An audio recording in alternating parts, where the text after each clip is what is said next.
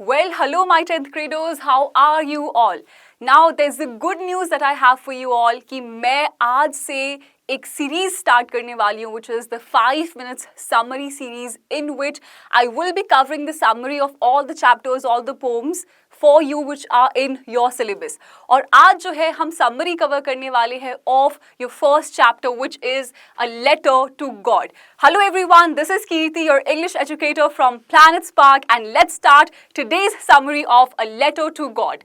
Now सबसे पहले we have to understand who is the writer of the story. The writer of the story is J.L. Fuentes.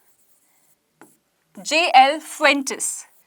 That is the writer of the story here. अभी आप क्या कर सकते हो? You can take a screenshot of this because I have mentioned the summary of the story here, who the characters are, themes क्या क्या है, key symbols क्या है इस story के, और exam point of view से क्या strong message जो है story दे रही है. So you can take a screenshot of this because it's going to be very very helpful for your exam. So now let's move on with the story. जो story है वो एक character के बारे में है, who is Lencho. Lencho is the main character who is a poor farmer. अब वो poor तो है, but with it he is also very hard working. And he has planted corn in his fields. But अब problem जो है वो कहाँ आती है? प्रॉब्लम ये है कि जो बारिश है वो नहीं हुई है, और जब तक रेन नहीं होंगी उसके क्रॉप्स जो है वो अच्छे से हार्वेस्ट नहीं होंगे. Now one more quality of Lencho is that he has unwavering faith in God, कि भगवान पे इतना भरोसा है उसको that he prays to God for rain. अब बारिश तो आ जाती है and he is very happy. The rain comes, he is very happy, but this happiness immediately turns into pain क्योंकि जो वो बारिश है that turns into a hailstorm. अपनी लैंग्वेज में बोलते हैं ना कि ओले बरस रहे हैं, तो क्या होता है? hailstorm comes और उसकी जो पूरी crops हैं, all his crops, they are destroyed.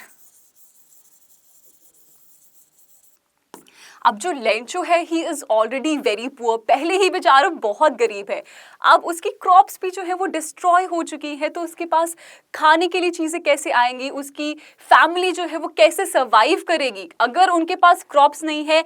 They will die of starvation, they will die of hunger. तो लाइक आई सेड, लेंचो की एक बहुत अच्छी क्वालिटी क्या है? That he has a lot of faith in God. तो वो क्या करता है, which is a very surprising thing? He writes a letter to God. Yes, my students, he writes a letter to God. वो उस letter में लिखता है कि उसको 100 pesos चाहिए to farm again. दोबारा से अपनी कॉर्न फील्ड्स के लिए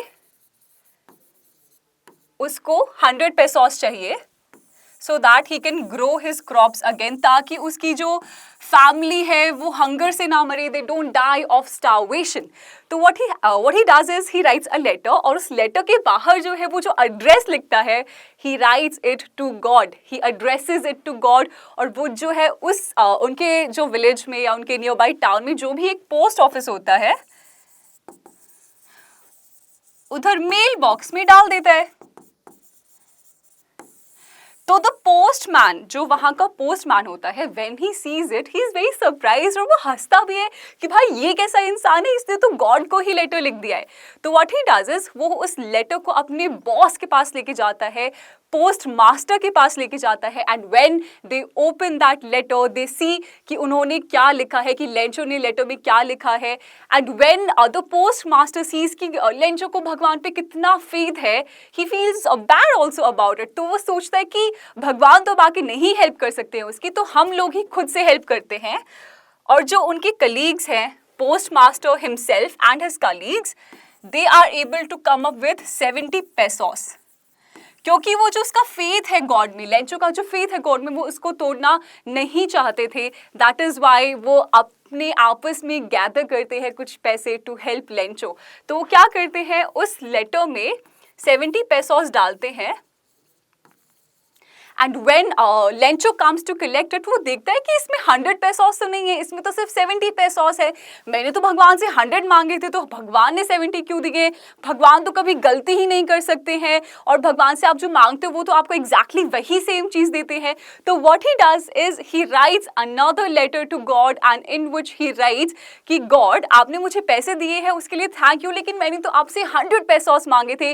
why did you give me only 70 pesos, जबकि मुझे 100 चाहिए to plant my crops again, ताकि मेरी जो फैमिली है वो हंगर से ना मरे, उनकी स्टार्वेशन से है जो वो डेथ ना हो। तो व्हाट हैपेंस इज, वो लास्ट में लिखता है कि इस बार जब आप पैसे भेजो, मुझे लगता है कि जो पोस्ट ऑफिस वाले लोग हैं इन्होंने कुछ घपला किया है, they are a bunch of crooks. He calls them a bunch of crooks. He says कि इस बार जो आप पैसे भेजोगे ना, वो आप डायरेक्टली मुझे भेजना और ये पोस्ट ऑफिस वालों के थ्रू मत भेजना, because I am pretty sure कि जो 30 पैसों से वो उन्होंने खुद लोगों ने रख ली है अपने लिए। तो it is very ironical, the story is very ironical, how the people who help him, जो पोस्ट ऑफिस के लोग हैं, पोस्टमैन, पोस्ट मास्टर और उन लोगों की जो अदर कलीग्स हैं, how they help him by giving him money. उन्हीं लोगों को लेंचो एंड में क्या बोलता है, that they are a bunch of crooks and they can not be trusted. तो the story is very ironical here, और एक बहुत स्ट्रॉन्ग मैसेज जो है वो स्टोरी देती है, that you should believe in God, but उस फेथ में फूलिशनेस जो है वो नहीं होनी चाहिए। You can not B foolish enough, right? इतनी नाइविटी, इतना फूलिश नहीं होना होता है। Yes, you should have faith in God, you should be hardworking, but at the same time don't be stupid and don't be foolish. So I hope you've understood the summary of the first chapter, which is a letter to God. और अगर आपको ये story, अगर आपको ये summary बहुत अच्छे से समझ में आई है, तो please make sure to like this video, comment down below and subscribe to the channel for more such summaries like this. This is Kirti, your English educator from Planet Spark, and I will definitely see you in the next video. Till then, keep learning and keep growing. Bye-bye.